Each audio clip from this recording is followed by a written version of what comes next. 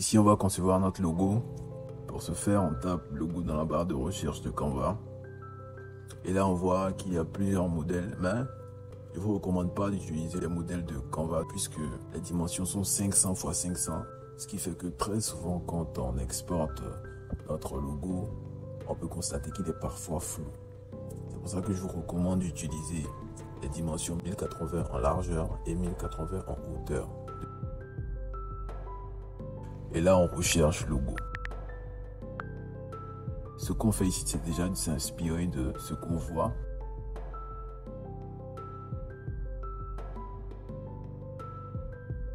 Et on a décidé de partir sur la lancée d'une entreprise qui vend des produits de barbe et de cheveux.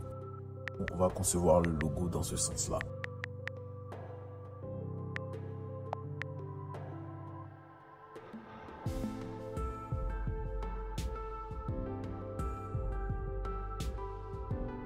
On cherche la police qui ira dans notre sens.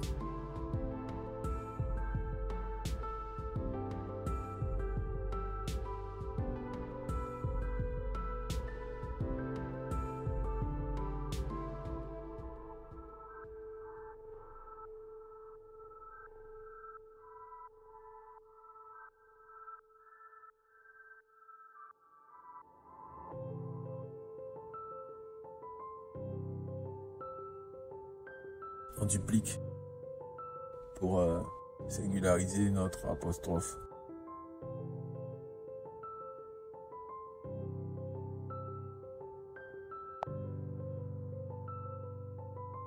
Tout de même, on parle d'entreprise de vente de produits pour la barbe et les cheveux.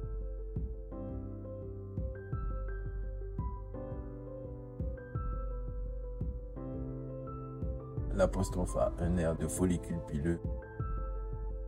Mettre l'accent là-dessus, c'est parlant.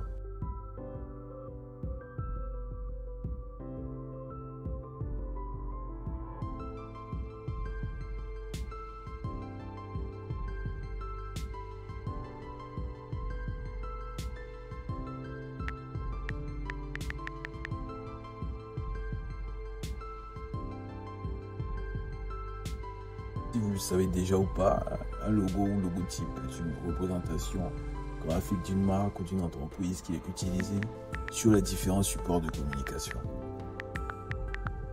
Alors, le logo permet de renforcer l'image d'une entreprise et favorise la reconnaissance de celle-là.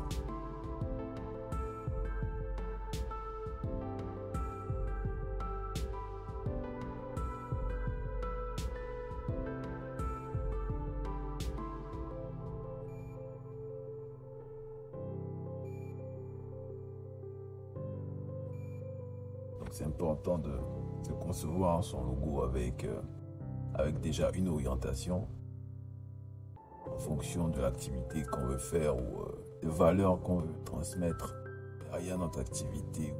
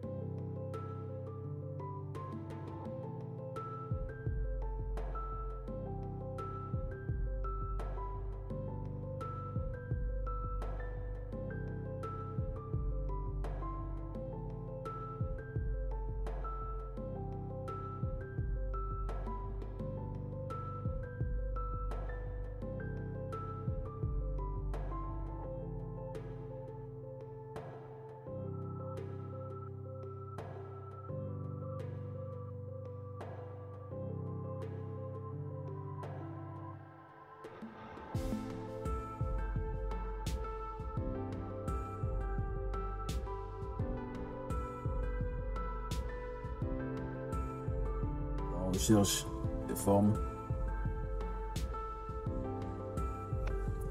et on prend le cercle.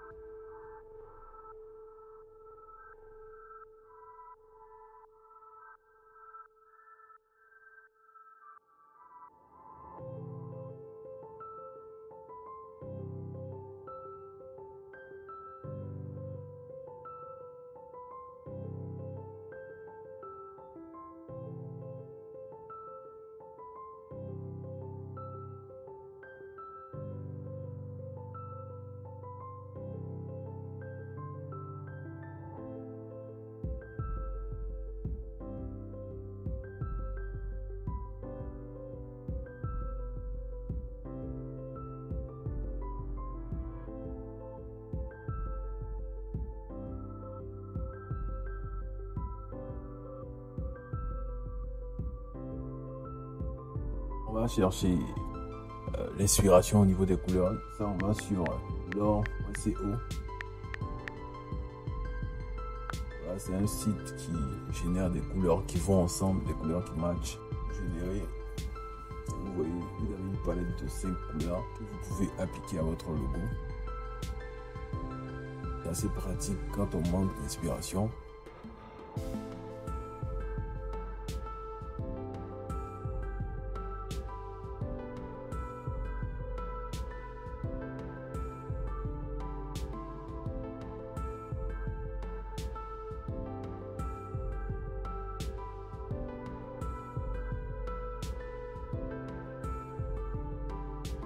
Bon, cette couleur ne nous sied pas tellement. On va essayer une autre.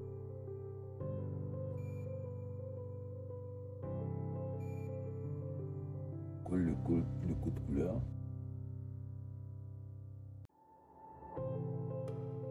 Pas mal, mais on peut faire mieux.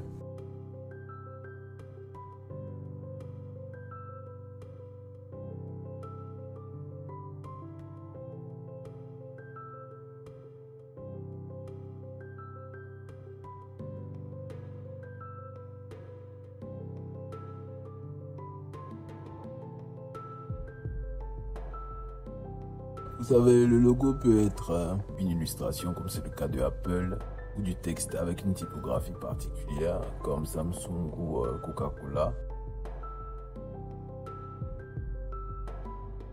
Ou encore, ça peut être un mélange de texte et d'illustration, comme le logo de Bloc du Kosovo.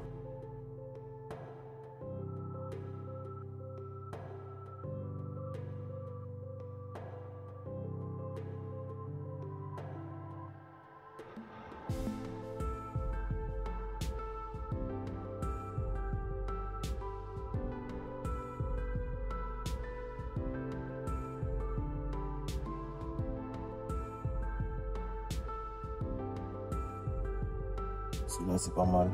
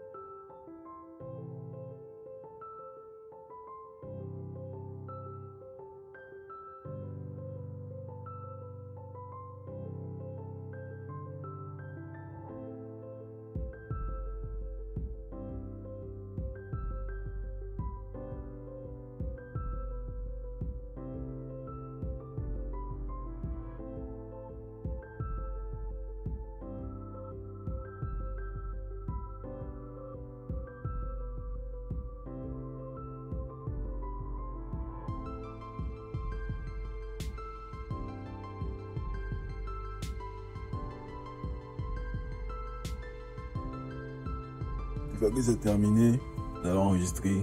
C'est un logo, donc c'est important de l'enregistrer en PNG.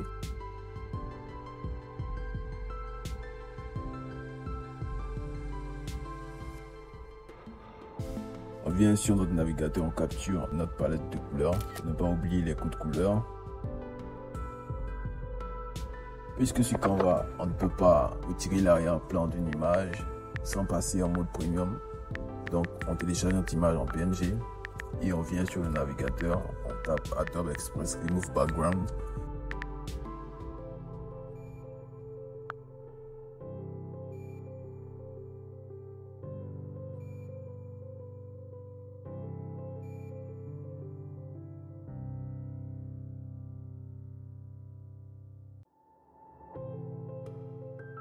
Et là, on va upload notre image, on va upload notre logo. Et on va retirer l'arrière-plan pour avoir uniquement le cercle avec les écritures de notre logo.